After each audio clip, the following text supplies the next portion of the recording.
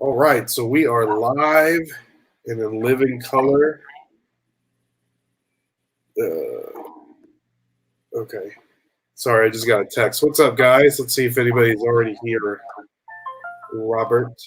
Well, there you go. Yep, I'm here, guys. What's up, guys? Oh. Just saying that the oh yeah, gotta get that.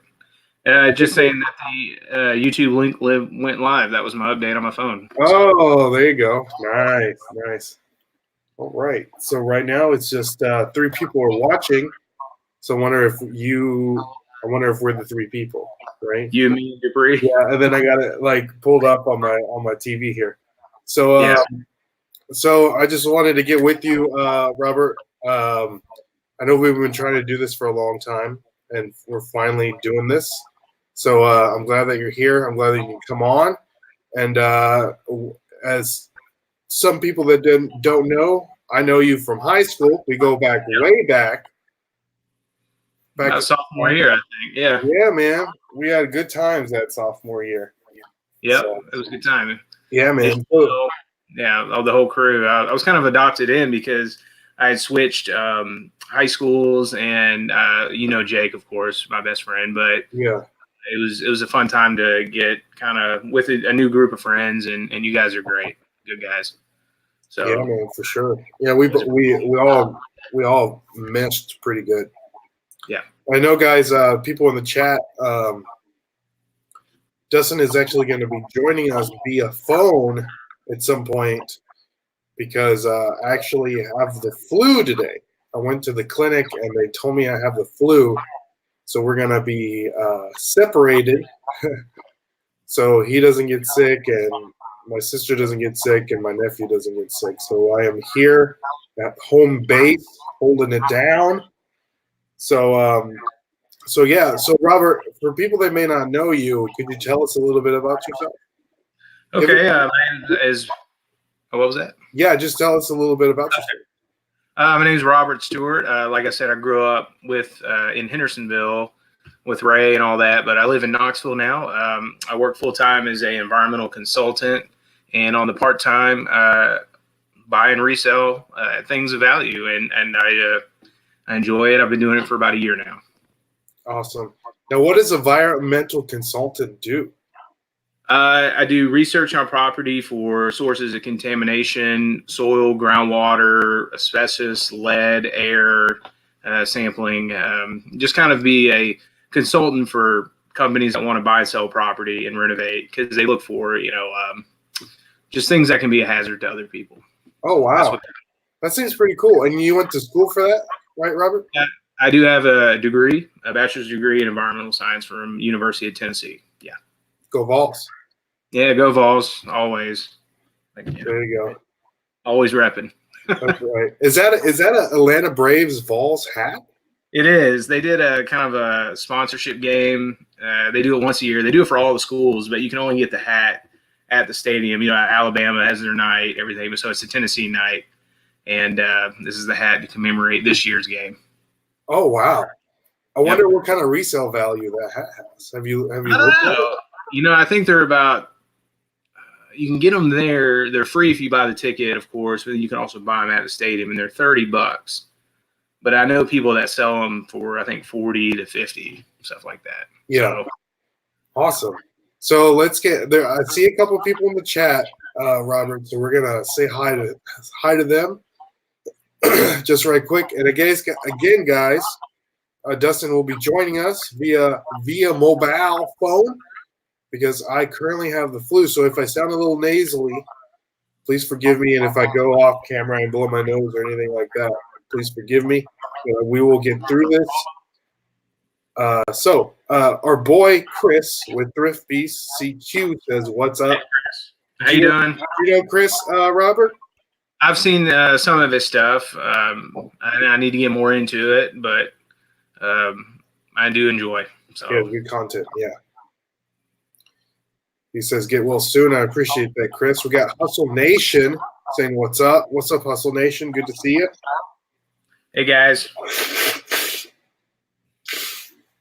We have always go Vols, GBO. There you go. Even though we got beat by Kentucky, but it's all good. Rock's the man. And Dustin's there. Dustin's here. What's up, Dustin?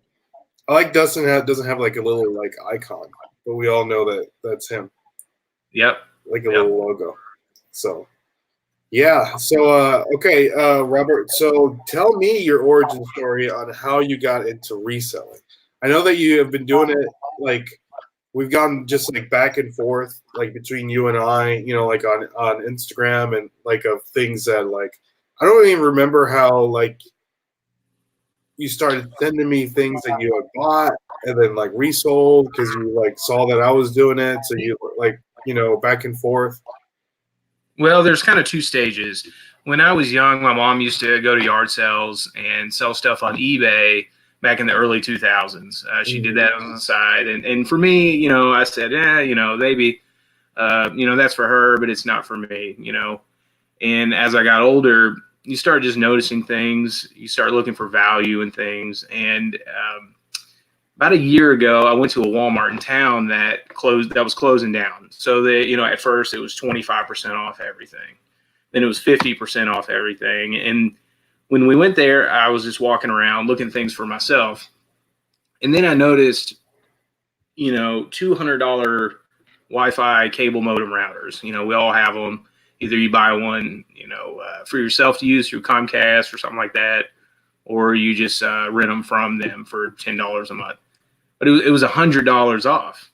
And I looked up online real quick, eBay, and I was seeing that they were selling for $180, you know, versus the 200 at Walmart.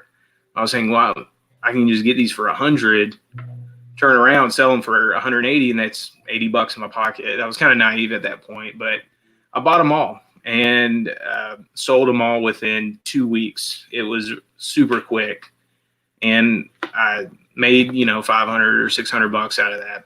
And at the end of the weekend, I was looking around and I said, well, that was easy.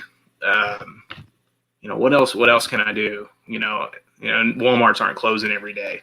Yeah, that's very rare. Yeah, and now I really should have been there way much more than I was. But I was friends with you on Instagram, and I saw, you know, your story about how you found Bose headphones at this place, and you know, it looked rapid. There was bags everywhere. People open up stuff. You're like, look, I can sell these for $200, and I bought them for $5, and it really got my interest. I figured out it was at a store called Give Me a Five, roughly, you know, based out of the Tennessee, Georgia, Kentucky area, and I saw there was one about 30 minutes away from me. And so that next Saturday morning, we drove down there, showed up at 7:45, probably was 30th in line, and it took off ever since then. So that's how I got started. And it's just, the more you do it, the more it's addicting, and it's a lot of fun too. I got my wife in on it. So yeah. What was the first thing you found at Give Me a Five that first time that you went? Do you remember? well, yeah, it was my. It's kind Were of, they bad buys? there was some bad buys. There was my best buy I've ever made. That's what got me, you know, the carrot out in front of the stick, because the best buy I've ever had sold was that first time I went to Give Me a Five. And we bought a lot of other stuff that you think's worth this, but it's really not worth much. You know, you see the listings on eBay, but you don't check the solds, and you don't know what the real market is for it. So, you know, we'll just start go. One of my best buys was this Restore laser therapy helmet for people with alopecia, and it helped. Yeah, that's right. I remember you telling me about that. Yeah, and I bought it, of course, for $5. I didn't know it had a little chip on it, and I didn't know if it was broken or not, but tested it, worked it, everything. Went home, listed it. I'm sure it was very crudely listed with no details or whatever. I think I had it set at $420 because brand new, they're like 550, 600. Users around 400. So I said 400, and immediately I was getting offers for 300, 350, and I knew it was worth a lot. So I just held out and sold it 2 days later for $420. And I probably could have got 450, 475 now. That's probably what I would have tried to get, but So that was the best flip, margin wise, money wise. And yeah, I mean, it was a great moment. That's awesome. Now, when you went to that Walmart and you found those modems, I guess they were modems or Yeah, Arius or something, yeah. ARRIS. So, did you already have like a PayPal account set up and like an eBay account, or did you just buy them? We're like, well, I'll figure it out when I cross that bridge. So I was lucky in the sense, like I said, my mom had an eBay account since the 2000s. So you just And using hers? I just used her account. Uh-huh. It's been about inactive for roughly a year. She hasn't been selling much on there. So I used it. I kind of rolled into all, the good reviews and ratings and all that stuff. And so about 4 months after that, I just pretty much took over. The account changed all the information in my name and address and all that stuff. So you never had to go through the growing pains. No. Like when you first start off with eBay and PayPal, when they won't give you the money until the item is delivered. Wow. Not instant. Yeah, like it's got to be delivered, and then from there they'll put the money into your PayPal account, and then at first you can only sell up to like 10 items. Yeah, that's rough. Yeah, so it's like it's really rough in the beginning, and then I think they have to wait for you to link up your bank account or something. Yeah. So it's a little rough. Yeah, I bought the items. I was pretty confident. I used a credit card to buy the item, spent about $2,000, and that all came back pretty quick. But I already had kind of a PayPal account, but it was still all that funds and everything was funneled through my mom's PayPal account. So I guess, I wasn't even aware of those kind of growing pains. I've heard, if you're a new seller, sometimes it maybe feels like your listings are being promoted more, to get you selling and hooked on it. But I didn't know about the 10 sale limit, or, you had to pay out of your own shipping first before you got reimbursed. Oh, sure. Yeah. For sure. So besides Give Me a Five, do you do any kind of like retail arbitrage or like online arbitrage or go to thrift stores or anything like that? Yes, I do. We did Give Me a Five for about 6 months, and that was great. And then we started noticing sometimes you wouldn't find anything or of much value. So this last 6 months, retail arbitrage, I'll do Marshalls, Ross, look things for, markdown, TJ Maxx. Sometimes you can get stuff there. And really, I've hit hard with thrift stores and going to Goodwill, local thrift stores, and vets, just trying to find the diamonds in the rough type of things. So I know that you sent me those pictures of when you went out to, what was it, Colorado or Montana, that thrift store that you went up and you found all the begonias and stuff? It was Michigan, actually. Michigan. Yeah, it was in a nicer suburb of Michigan, and there was a good one right across the street from my hotel. And I said, you know what? I got 4 hours. They don't close early. Like the ones around here in Knoxville close at like 5 and 6 o'clock, so you can't go after work. So I went over there. There was nobody there, and they had workers just putting stuff out. And I'm walking through, and I'm not seeing much. And I noticed this jacket, and I said, "That's an Arc'teryx jacket.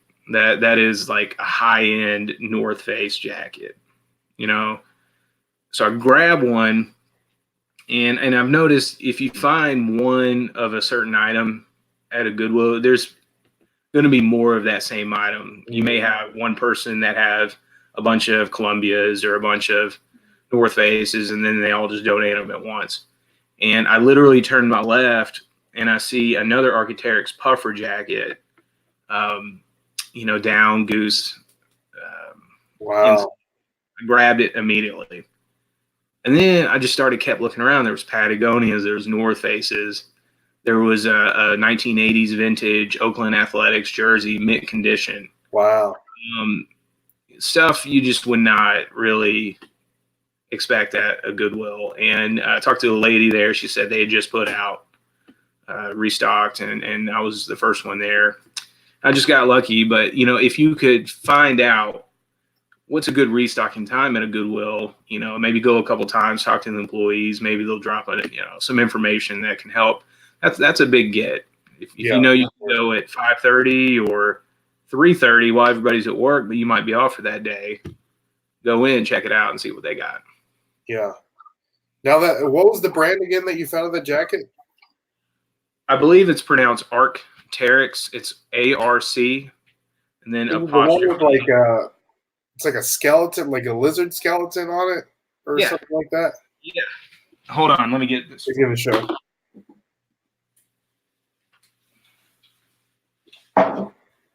Yep. That one right there. So. And what does something like that go for?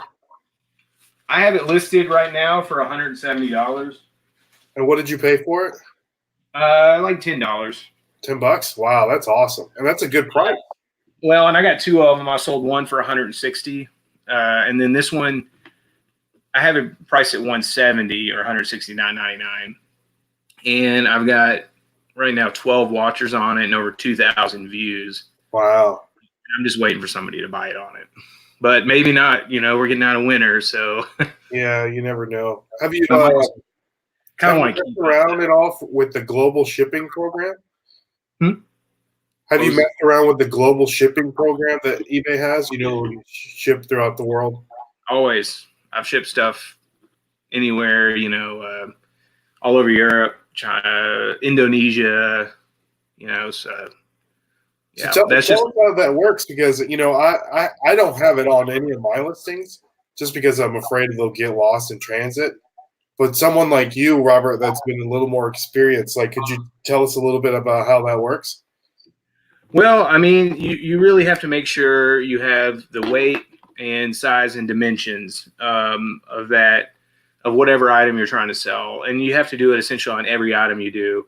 I think it's a big plus if you offer free shipping, in the United States, 30-day returns, and you want to do the global shipping. That opens you up to the world market. And what it is they consider first class up to 4 pounds, but it's still got to fit in, roughly. It can't be too big, but they pay for shipping. I don't have to worry about coming out of my pocket, and usually I make a couple dollars out of it. It tracks just like anything you do. Like in America, it tells you what port it went out, when it got to, say, Croatia, it went through this post office in Croatia, and it'll say delivered. I've not had one issue on returns or lost packages or complaints. And I was kind of worried there because I had something go to Mexico and it took 3 months, but it was delivered. Oh, wow. It gave me a good review. And so, maybe some countries have stricter guidelines. They want to inspect things, make me just take longer to get places. But it opens up to the rest of the world. And, about 1 out of every maybe 25 sales is an international sale. So. Oh, wow. Yeah. What's the furthest you've ever had to ship something? But it goes to Kentucky, right? And then they ship it off? No. Okay. It may go through Kentucky, but what I've seen is it goes to, your local USPS, and then it goes to Miami, Los Angeles, or I want to say New York, depending on where it's going. But, it goes through the ports there, it goes through customs. And I've actually sold $100 items to someone in the Shetland Islands of England, the most rural place, one of the most rural places in the world. This little town has, I think, 6 people or something, and the name was very unique.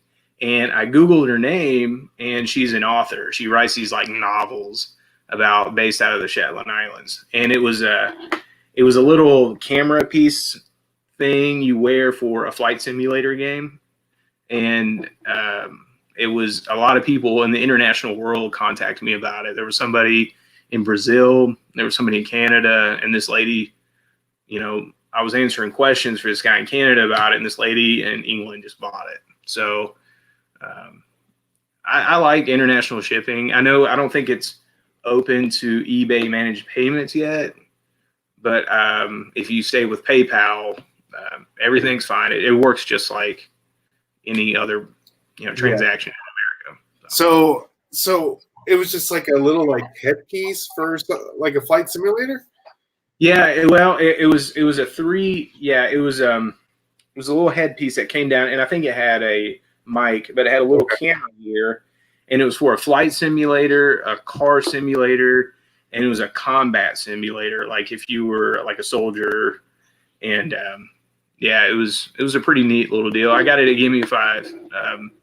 Put it on my storage, kept it there for months because I didn't want to open it up, check it out, play with it. I had other things to look at. So I opened it up, make sure it was clean, and I think I could have tested it out, but I didn't even do that. I just slapped it up there, said pre-owned because it looked like it had been used, and this lady bought it, and that was 6 months ago. So that's way past the 30 days or the guaranteed return policy. So And how much did that go for? $100. $100. That's nice. She paid shipping. I think it was like $30 or something. Wow. Yeah. It's weird. It's like everyone overseas was looking for that simulator piece. Yeah, I don't. No one from America. It was all these questions from overseas people. So I don't know if it was maybe it was a region code on this UPC. Oh, There's different region codes. Like on a DVD, sometimes it'll be set for Italy or France, or so. Oh, okay. Yeah, for sure. Awesome. Now, Robert, you had showed me that you had some tips that you want to share to the people. Do you want to go down the list of tips that you have? Sure, we can start out first, and let me just preface this. This is purely anecdotal. I don't know the eBay logarithm or insider knowledge or anything like that. This is just from listening to people that sell a lot, and these are just kind of general tips that I think I have, and then also I've heard from other people. Yeah, and then we can, if you want to go down slowly, and then we can just kind of like talk about the tips as we're going through them. So you're allowed, up to 12 pictures for your items. I believe post as many pictures as you can. Oh, for sure. Have as minimum as 4. I think if you're under 4, I don't think your listings are promoted as much as you have 4 or over. And it's always good to give the buyers and the idea of what the item is, of course, condition. But I do think it does trigger a logarithm. Some people may say, I got this one thing, there's nothing on the back, or I'm trying to sell this item. How many pictures? At least 4. Take a whole shot up close, any kind of wording, picture of where it's made or anything like that. I think that's a big help. I know for sure. I know with me, and I always tell Dustin, if he gives you 12 pictures, take all 12 pictures, even if it's just like the same picture, like at a different angle of whatever the item is. Yeah. Because when I like to buy stuff on eBay, I always want to see like if it's got more pictures. I don't know, you want to buy it more. You know what I mean? I bought a mannequin from somebody off Facebook Marketplace, that's another place I like to sell stuff to. But got a jacket or a shirt, put it on there, have it buttoned up or zipped up, picture, unzipped, picture on the side, each side, back, collar, tags. I mean, I like to give people as much information as possible. Yeah. Now, have you noticed that once you got the mannequin and then presented the clothing on the mannequin, have you noticed your clothing items sell more than what they used to without the mannequin? It's hard to say. Maybe I'm getting better at sourcing items, description. I do give measurements for certain ones. If it's an older vintage item, you really need to do measurements because sizes have changed over the years. They may have, say, a large back in, the 1970s would be like an extra large a day, So, but I enjoy a mannequin. I think it gives an accurate representation of what item looks like if someone's going to wear it. Now I only have a male mannequin, so if I sell female clothes, yeah, a little imagination you have to think, but I think it just looks better. Yeah. Do you dabble in female clothes? If I think something is good, like Pendleton jacket or flannels really sell well. So if I run across Ella Bean flannel, no matter if it's male or female, I'll get it. Yeah. But anything I can think I can make money on. So sure. if it looks good and it's not dirty and it's got value, then yeah, it's good. For sure. Let's get I'm gonna get a little bit back to the comments here, Robert. Our boy LA Thrift Hunter is here. Oh. He says, finally, buddy, I catch you on the live enjoying it. Thank you so much. If you guys have not subscribed to LA Thrifter Hunter, please do so. He has some great arbitrage, retail arbitrage videos. This guy is the king of Ross finds and Marshall's finds. He lives out in LA. Dude, if you need to check out his Instagram, Robert. It's like he was killing it with the shoes the last couple months, this month really in January, because Ross and Marshalls, their stuff is going on clearance. Oh yeah, so he's been absolutely killing it. So yeah, I'm gonna add him when we get off. So definitely check him out. He is the king. His YouTube is let me make sure I get it right. Because I don't want to give the wrong YouTube channel name out. It is L.A. Thrifter Hunter is his YouTube name. He's been doing it for a long time. I think he's been doing it for like 3 years. He's got 3.5 thousand subscribers, so he is an OG in the game. So he's been killing it. So Dustin says, sorry, Dustin. He says the algorithm is real. Do you believe of the algorithm there, Robert? Absolutely. I feel on a Sunday night, I get in my mode, I list a bunch of stuff, go to sleep, and I wake up, and there will be a bunch of sales for items that I didn't list, old stock, things that just been sitting around for a while. I don't understand sometimes. Maybe they would have sold anyways, but it seems that the more listing I do, the more sales I do. And then the more stagnant I am, I go on vacation. Of course, I have to set it to vacation mode, but it just seems if I'm not active in eBay's not active with me. So I believe it. I think it triggers your store and put your listings higher. For sure. Yeah, I believe it's a real thing. I know that one of our favorite podcasts that we were talking about this the other day, Pure Hustle podcasts, are always talking about the algorithm. So yeah, it's I think it's real. It's a real thing for sure. And like we said about the pictures, make sure you take plenty of pictures so you kick into that algorithm. So yep. Family Flip says, "What's up, everybody? Good to see the Family Flips. Another great YouTube channel. They do the liquidation pallets. We've actually had them on live before, so really, really cool. They've been doing it for a while, so they know the ins and outs of buying those liquidation pallets. I'm trying to dab my toe in the liquidation pallet world. This guy down the road from my new neighborhood, I bought a house. I was just walking by because it's one of those neighborhoods that can have those massive yard sales or garage sale events. It's like on a Saturday on this, 3rd in August or whatever.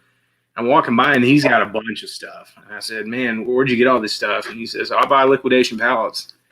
And so he invited me to 3 Facebook groups, and they do auctions only on Facebook. Oh, so wow. They'll take like 5 or 6 pictures of the pallet. You'll see kind of some items. He'll give a general description like electronics, baby, Kohl's, Lowe's, and people just bid underneath the comments. It'll go, you start out at whatever. He starts it out at 200, and then you'll say 225, 250, and then when you buy it, you have so much time to, pay for it or put a deposit. But it's a real interesting world. I've bid as high as $950 on one. But that one, he had guaranteed it was at least 3 iPhones, like iPhone 11s, and they all worked and all that stuff. So it went for much more. But there was one guy on a C&J pallets, and they're in Virginia. This guy bought a big pallet for, I think it was $1,500. Unopened boxes, everything. I think it had 40 PS4s, 60 Xbox Ones, and like 60 Nintendo Switches. Wow. Yeah, and I understand that's like the unicorn goat of all pallets, but it just really my goal this year is to buy a pallet. Try to get in that world as well. Let us know when you do. Yeah. And we'll document it. I know Dustin really wants to get into buying pallets. Yeah. But I'm like, for me, I feel like there's so much risk in it. And then what's that? They come with a manifest. Yeah. I like some do. So there should be, you have a general idea what's in there, but it could be broken, dirty, used, returned stuff. But I don't know. Some of the pictures you see the people posting and what they find in them, it just makes you want to get in it. Yeah. So. Yeah, man, it's risky. So, yeah. Family Flips is saying, are you organizing a resale meetup this summer? I personally am not organizing a resale meetup, but there is going to be a resale meetup this summer in Nashville. We had one last September here in Nashville, but our friend, I can't remember his name, Philip. I can't remember his last name, but there is a Facebook group, and I will invite you to that Facebook group, and I'll invite you too, Robert. I know last year we had in my opinion, was a very, very terrible dinner at what used to be Ryan's. No, it is Ryan's. What used to be Old Town Country Buffet in Rivergate. Yeah. In front of the old or PetSmart or. Yeah, man, it was rough. It was rough. That food was rough, but it was like one of those only restaurants where you can sit like 60 people. You know what I mean, and not be like a huge disturbance. Well, let me know about that. I like to come and visit my family. So yeah, I'll invite you to the Facebook group, and it's usually pretty fun. I know a couple of resellers, like the Bearded Picker and Tennessee Picker, like all those guys usually come through. So I'm trying to get a little more, of our niche, the people that we see all the time, to come and hang out. And I would really love to meet all of the people that we see online and put a face to the name. You know what I mean? It's always nice. Yeah. Danny May is here. Hey, Danny May, good to see you. She says, I'm modding for an auction and saw you were and wanted to say hi. Well, I appreciate you stopping by, Danny May. Got some people saying hi to everybody here. I think Hustle with Daniel. He knows. Talking about the algorithm there. Oh, I think I'm losing my place in the comments. He said, what's up to everybody? So, Hustle with Daniel says, what webcam are you using, Nashville? The quality is great. I appreciate that. It is actually it's a Logitech camera, just a webcam. It's not expensive. It's probably like, I bought it off of eBay. You can get like a pre-owned one for like $25. If they're not expensive, I think a brand new one's like $50. But I have this. I do have a ring light here, and it's the room is dark, so there's a ring light, the camera, and that's it. Not a lot going on, but I do like the quality of it. They make one that's supposed to be better than this one, but I think this looks great. So yeah, because the one with my computer is actually terrible. So I bought this one just for interviews like this. Family Flip says new listings always affect the algorithm differently versus older inventory. Have you ever noticed, Robert, if you have something that's been sitting for a while in your store, you taking it down and then relisting it and selling quicker? Have you ever experienced anything like that? I haven't tried that too much. I'm just, of course, a one-man show, so I try to keep up with what I got. But I've heard of people having good success with that, taking it down, maybe taking new pictures, adding, a little bit more item specific or that, and putting it back up. And I don't fully take down listings. Sometimes I'll go back in, switch, best offer to just buy it now, or put it on so I haven't put it on an auction, but I kind of go in and mess around with it sometimes and then revise. And I feel like that sometimes helps, but Yeah. maybe I'll try that. Maybe I'll. Oh, there we go. Let's see. Okay, I got a payment finally for it's a lacrosse mesh that you put on the end of a lacrosse stick. I believe it has a sticker on there for $19.99, and I sold it for $22.99. Nice. So it's just the mesh that goes on the lacrosse. I don't know. We don't live in lacrosse country, I guess. No. But, it's that mesh little basket they put on the end of the lacrosse stick. So, yeah, that's easy ship too. Yeah, I think it's maybe 5 ounces or something. Yeah. So first class, maybe $3.50 depending on where they're at. So that'll be nice for sure. Now, Family Flip says there are a few about an hour from you. I think he's talking about where to get pallets. But like I said, man, there's a lot of risk. But Daniel says with risk comes reward. It's true. I don't know. I have to see somebody. I want to experience somebody that I actually know. Like before you. I'm not saying that you should be the guinea pig or anything, but I want to see somebody that like I'm close to or can actually tell me like the pros, the cons, the things that the issues that they experienced, before, so I don't want to make the same mistakes. Okay. You know what I mean? Well, you're gonna make mistakes, and I know, but I don't want to be. If those mistakes can kind of be prevented, I want to prevent it. Hopefully, I can do that for you. So, hey, there you go. So, Family Flip says manifested have lower risk and lower reward. Unmanifested is higher risk, higher reward, which kind of makes sense, right? Yeah. Man, I don't like the answer. It makes sense, but I don't like that answer. You know what I mean? What's your average return? What do you throw out? Like. Danny May says you got to swing the bat and hit a home run. So strike out. We were interested in the meetup. Nashville is just 5.5 hour drive from us. I think they live in Arkansas, so that's not a big drive for them. I just sold something too. Oh, yeah, man! I sold it is a left-handed holster for a Beretta, leather holster for a Beretta.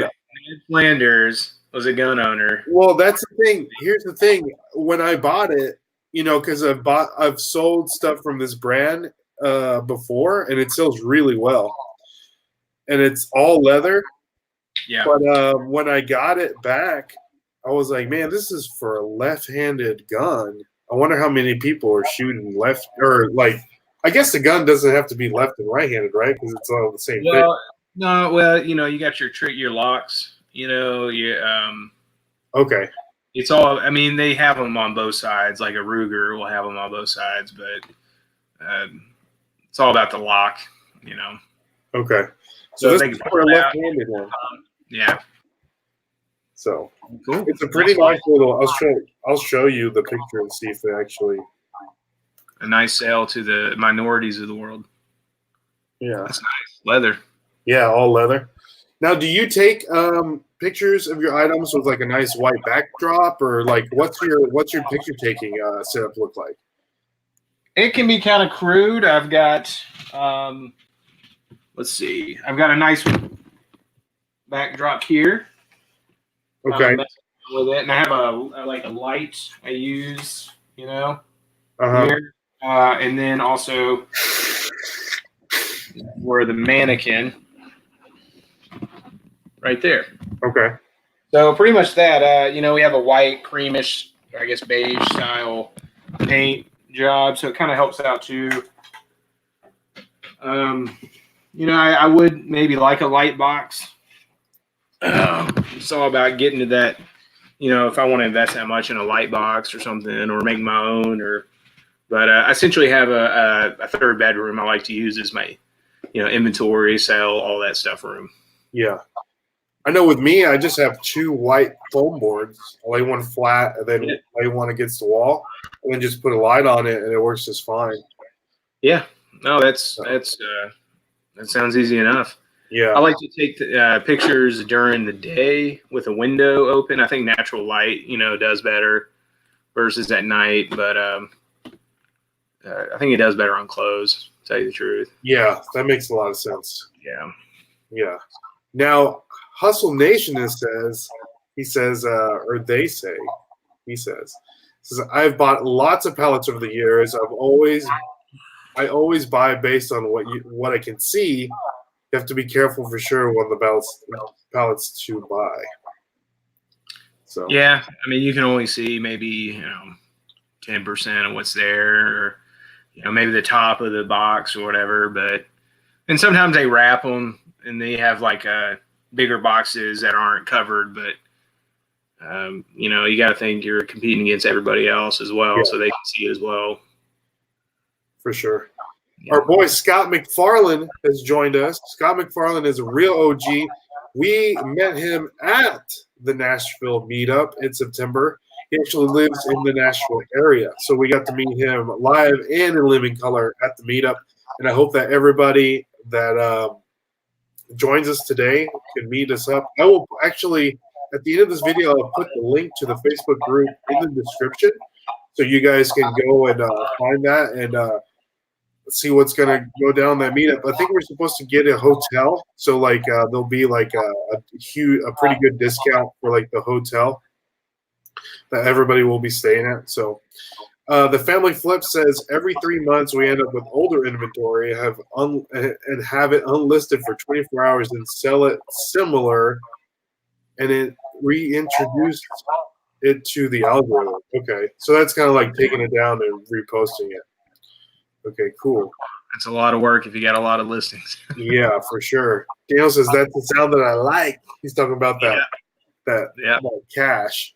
Says when we come and meet up, we can do a warehouse one and go on tour together. Okay. Yeah, that would be awesome. Man, that'd be a wealth of resource and knowledge right there. Yeah, that would be great. I know that there's a place in Gallatin that Dustin and I went and looked at that they had pallets there. But I don't know. See, I don't know if at the time they had a lot of baby goods on these pallets. Like I think there were strollers and like baby carriers and stuff like that. But I know that stuff like that like expires, right? Well, I guess I don't know. I like to sell baby stuff, but mainly, if I see a good name I like, and you're probably right on the expiration dates. But like the baby carriers and like the seats and stuff. Like, I know that stuff. They like the plastic on it, like expire. I don't know. I think it's a scam. It's like just for us to get out and buy more. You think about it. I mean, heat in a car, exposure over years. I mean, degradation of plastic. You never know. I get it. But it's like when we were kids, it was like that was never like a thing, These kids apparently, are safer now for it. So. Yeah. So Hustle Nation says most pallets around me are unmanifested. Okay. So I've got a lot to learn. So yeah, I know. See, that's what it doesn't scare me. There's two things that are like I really want to get into, but. There's such big learning curves, and I know that Robert, you work full time, and I work full time. So this whole eBay thing, just doing that alone, takes a lot of my time, and I'm sure it takes a lot of your time.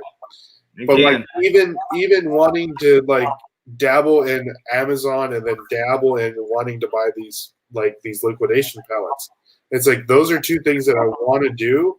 But it's like I feel like the learning curve on those two things can be such time consuming. And there's going to be a lot of lessons to be learned if I don't do it correctly.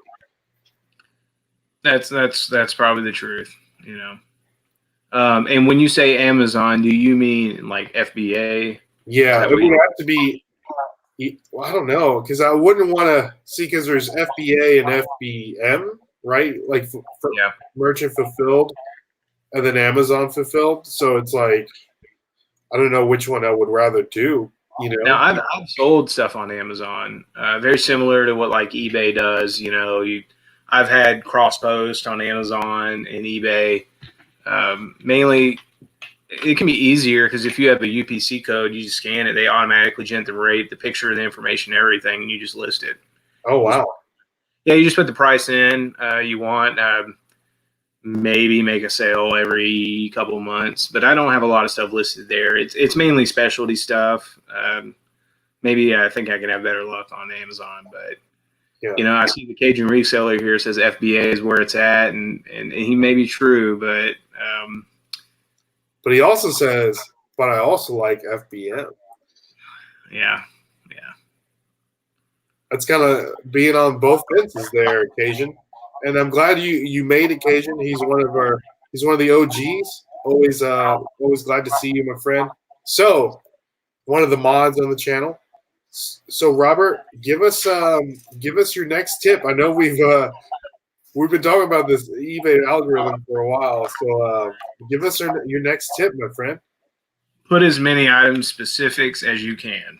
I think even the mundane, you know, where it was made. Is it a custom item, handmade, modified? You know, no, no, no. I think as many items as you can, item specifics, really helps out. And it gives the consumer, of course, a better outlook of what they're buying. But also, I believe, I want to say eBay has implemented that program. Um, have you seen any of your listings now? They want you to go back and update, add more information. I mean, not any of the ones that I currently have up now. Okay. But I know if for you know like if I'm looking to resell something and then I'll go like to sell similar, Yeah. you know, and then it automatically auto generates everything that was already there for the sell similar. Like they do want me to put additional information Yeah. on there.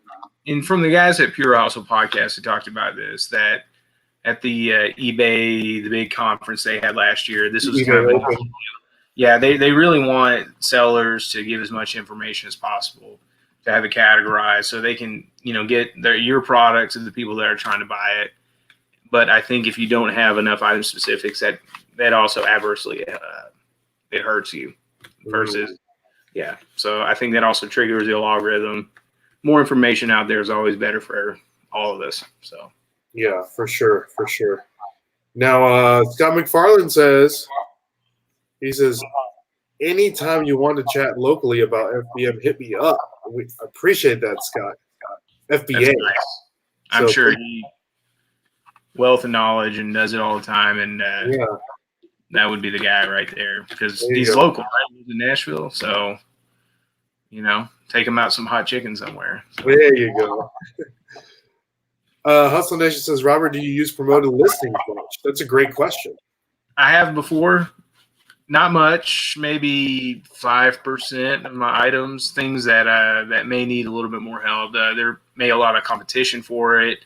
Maybe it's sitting around a lot. I've also used things that have expiration dates, baby formula. Oh, yeah, that's good. Certain foods, you know, you only got 4 months to sell it. You know, I can't afford to sit around for a month and everything. So I always try to, I don't do their estimated, you know, most sellers put it at 5%. I might do 2% or 3%, but not as much as maybe some other people use promoted listings. And I don't really put promoted listings at all for anything I put on now. It's stuff that's been sitting around a while or has expiration dates. Yeah, that's smart. Yeah, that's a good way to that would be a good reason for you to do promoted listings, things that have expiration dates. Yeah, awesome, great question. So, what was your second tip? Did we already get through the second tip? This is just me personally. I think if you put priority mail free shipping with priority mail. I think that helps push your stuff up even more. We've all been there, of course, when you got to go ship. Parcel Select might be cheaper. FedEx definitely now is a lot cheaper than a lot of priority mail, at least especially on heavier stuff. They worked out a deal with eBay. But I'll go and do that. Once I sell, I do whatever's the cheapest, or I think if the value's there to get it fast enough to somebody. Today I actually pay for something priority versus first class, just because, not first class. Anyways, I paid a little bit more to get something there quicker, but it was only maybe a quarter or 50 cents more. Oh, okay. Yeah, nothing too expensive, but you just got to play that game. But I think the priority mail on the eBay listing really helps. Awesome. Yeah, for sure. Great tip. That was your second one? How many do you have? You have 10? Do you have 10? I don't know. I've got a little list here. I've been just kind of going through and marking off stuff that we've just been talking about. Okay. I like listings every day. I like to have at least one listing per day. And if I know I'll be traveling for work, I fly around all the country for work or drive. So sometimes I'm not home, and I will create a listing, but then save it, of course, back out of it and save it as a draft. So when I'm on the hotel on a Tuesday night, bam, I got something in the hopper to list. And then if I know I'm not coming back till Thursday, I got another something I can list on Wednesday. I like to keep kind of a little list of things to list on eBay, just because I think it does trigger the algorithm. So, yeah. So you're always dropping a listing like every day? Pretty much every day. I always try to keep one or two, maybe I'm not as excited about this item, but I know maybe it'll make some money. But at least have something where I can list every day. I believe it. I believe that helps. That's a good tip. The Hustle Nation says that's a good idea, using it on products with expiration dates. Yeah. So. And I think when you're dealing with customers, I think it's good to answer all the questions as quick as possible. I know that sounds kind of obvious, but I think that I've had people say thank you, and it was a pleasure talking to you, because I'm a real human, of course, and I want people to buy my stuff. So I also want to give them that opportunity. If they have a question, I need to give them an answer. Yeah. So I'll do. It's kind of bad when I don't know if you ever run into one of these sellers that I feel like they're maybe retired or they don't work or whatever, but I had this one guy send me question after question, and it was like a $30 item. It wasn't even worth that much. But you got to remember, to him, it might be worth a lot, so you got to think about that. You're right. But he probably sent me 20 questions in the span of maybe a week. And it was That's a lot. That is a lot of questions. It was a serial number, date, manufacture date. Was this used? Does it look used? You say new and open box. How do you know? And he'll put you to the test. And I had answers for him. He bought the item and was happy with it. And I'm glad I could do that for him. But they're just some people out there just love to do that. They're special. So what was the item that he had all the questions for? It was a Welch Allen. I think it was just a blood pressure monitor. That's what I think it was. And I ended up actually calling the company to talk to somebody in technical to give the serial number to see if it was registered, of course, with somebody else, had been used when it was purchased, made, all that stuff. And pretty much, that was, had to track down a lot of information. Now, there are certain things I went ahead and called, I bought a TiVo unit thing, and I didn't know TiVo was still around, but they create like almost a whole house kind of entertainment system now. They can link up with your phone, tablets, TVs. They can stream it like, it has access to your internet, and then that can stream into your phone when you're out and about or whatever. But I bought one and they gave me a 5. Someone there just offered me $50 for it before I can even walk out the door. So I knew it was worth some money, but I got it home. It looked brand new. Yeah, it was like a TiVo unit, like a 1 terabyte thing. Anyways, so I get it home. It looks new, but I still called TiVo to make sure that someone could still use it, like it's not stolen or locked or whatever. And it hadn't been bought. It had been used. I was going to list it as a new in open box item, but it was a used item, and it was sometimes good to just go the extra mile and for the information you need. So that's good. Yeah. Cajun says 20 questions is a fun game. It can be, but you're trying to do other stuff. Maybe not for the recipient, right? Yeah. All right. So is that all your tips there, Robert, or you still got a couple more there? Let's see. Because we're getting down to the nitty gritty. I know that we want to keep this to an hour. Yeah. We want to respect everyone's time. I think sometimes take a low offer. If things have been slow, you haven't been making any sales, someone comes in, you got an item, say for $40, they offer 30. Maybe consider that instead of trying to get 35 out of it. Yeah. I think sales help out the algorithm as well. So, and it gets money, they've talked about it on Pure Hustle podcast, the slow nickel or the fast dime. Right. Yeah. Or no, the fast dime. The slow dime to the fast nickel. And I believe it's good to have stuff you can unload quick, but also have your prized items, sitting there just ready to be sold at any given moment. For sure. Yeah. Yeah, man. Well, Let's see. What do I got?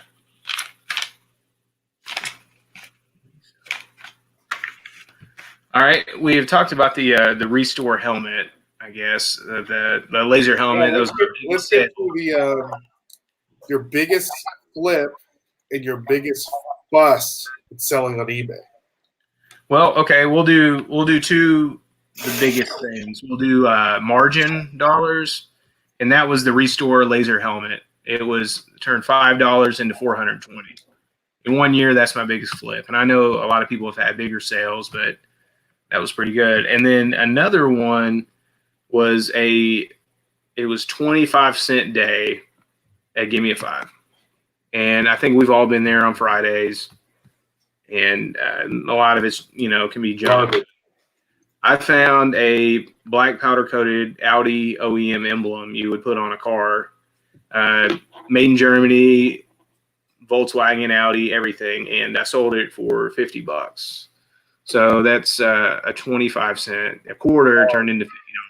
That's awesome. And, yeah, I mean, for return on investment, and I think it was the scratch off day as well. So I think I got half off my amount I was ever. It was I think it was $2 for all this stuff I bought, and then, yeah, so it was great. Yeah, and. Let's see. I've got 2 things for the worst flips. Originally, let's see. I call it the murder mattress. The murder mattress. M squared, murder mattress. I went to, it was a liquidation store. Give Me a 5. But, it was pretty new. Never been there before. I saw this Coleman queen size air mattress in a bag. It looked like it's still been in the plastic. I said, great, yeah, we'll try to sell it. If we don't, got a brand new mattress. Get it home, take it out, and start sniffing. I said, why does it smell like cigarettes? We roll it out. I hear my wife scream. She screams bloody murder, and you look at it, and it's so dirty, so stained, and it looked like it came from some meth trailer out on a hill somewhere. She just said, get it out of here. I immediately took it outside, threw it in a trash can, didn't even, bag it up or anything. And she just started cleaning and everything, That was it. Kind of scarred her. I think she doesn't ever want to buy another air mattress from Give Me a Five just because of that. But which I bought one for my brother for Christmas. So, but it looked good. It looked good. I watched it. Yeah, Cajun Reseller. It was the grossest thing ever. So just keep that in mind. That's awesome. And then another one is I found a set of 8 or 10 of these boom boxes. Skull Candy, Real Tree, they go for about $45 to $50 on eBay. Bought 8 of them, got them home. They were sealed in a box. First guy bought it. About a week later, he gets it and says, it doesn't work. Ugh. What's wrong? Ship it back. We'll figure it out. Get it back. Of course, it doesn't work. So I got to open them all up. And when you buy something sealed, brand new, you think it's brand new, it's sealed. You don't want to open up, but open them up. None of them charge, but they do stay charged if they're plugged in. So for the right person, it could be worth it, at an office or a desk or something. So listen them back all up there for $15 a piece just to get rid of them, try to get my money back, and sold them all pretty quick. And everybody's been happy with them. So I think, always check your items, always, test them if you can. And even if they don't work, someone out there may still want them. Yeah. Got a pair of bows one time. Didn't work at all. They didn't even charge. They didn't even start up. But the people wanted the little accessories that came with it and stuff. So still made money on it. So, yeah, don't feel discouraged if you come across some bad items. I agree. I found some Beats headphones that Give Me a Five. That when I got home, I figured out that they didn't work. That the left earpiece, there was no sound coming out of it. So, but I sold it on there for parts on eBay, and I still got like half of what it was worth. So yeah, it's crazy. They could fix it or whatever. So yeah, I think another item to look out for, and you may have had some luck with these, but refrigerator water filters. Have you tried to dabble in that game? I dabbled a lot with it early on, but I get the Vero. I got a Vero claim on one of them. Yep. And then at one time, all of them were taken down because of the word whirlpool in the title. So I try not to mess with them anymore. If you ever want to go down a rabbit hole and make you second guess yourself, just type in whatever model you buy and say fake filter, and all these videos will come up comparing a real one with one that was made in China as a fake one that they sell as a counterfeit, I guess, or whatever. I really want to ever sell one. I bought some yesterday, already threw them away. So I've heard if they're fake, it'll leak water and it can ruin people's floors. And it does happen. So I was Vero'd for the first time when I tried to sell them. They said that the potential there is fake. I looked it up, and then they had a serial number that's on a fake list of serial numbers and stuff. So yeah, be really careful with refrigerator filters. I don't think they're worth the liability. Yeah, for sure. For sure. Scott McFarland says, are you using the feature sending best offers to watchers? I do. I will eventually send a best offer send an offer to all my watchers. I'll probably just be a Sunday night sitting there on my phone. I'll get a wild hair and do that. But I don't know. I don't necessarily find that it works that well. Maybe 1 out of every 10 or 20 people bite. Yeah, I agree. I agree with that. And I'm not a big fan of it either, because then I've had people just not pay. They'll accept it, not pay. And even, when they do a best offer, back and forth, they just don't pay. And I think those people are drop shippers. They try to hold on to your item for the 3 weeks or whatever that they can, and then try to sell it for more money and just have them shipped, from your house to that person. Have you dealt with that? Have you ever sold something? Yeah. Yeah. Yeah. And you always get that email or that message like, hey, this is a gift for my friend, don't put any price on it, or who's it from, or it's, we didn't buy it. And it's kind of funny to deal with that. I'm like, yeah, whatever, just pay me. And I listed it. This is what I wanted. And, For sure. So I think a lot of those best offer accepts can be drop shippers, but I've also sold some Subaru headlights that he took off an old car for $330. I listed at $350. I had 10 watchers sending out, and an hour later, someone actually bought them and paid. So I was happy for him, but it can work. Just realize that I feel like the percentage of it's just low. Yeah, real low. Yeah. I know that Dustin was saying it hasn't popped up on my live stream or my stream now comment, but I can see it on the real comments. He says, I used to send there it is. It's up now. He said, I used to send offers to buyers, but I feel that 98% of the time no one accepts, which That is true.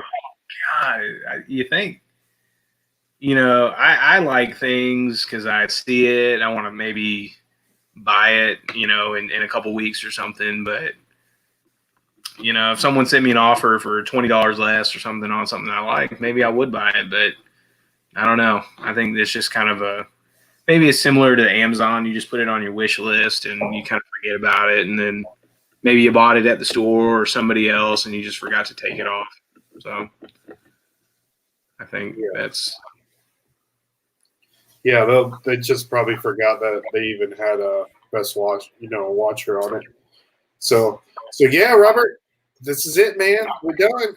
What'd you think? I liked it. I was a little nervous at first, but you've been a great host, and I appreciate you and the little orange Dustin Johnson down there to be right. Anytime you want to come back on, man, just hit me up and we'll just get together and talk current events, current eBay events. Hey, I want to give thanks to all the people in here. Sure.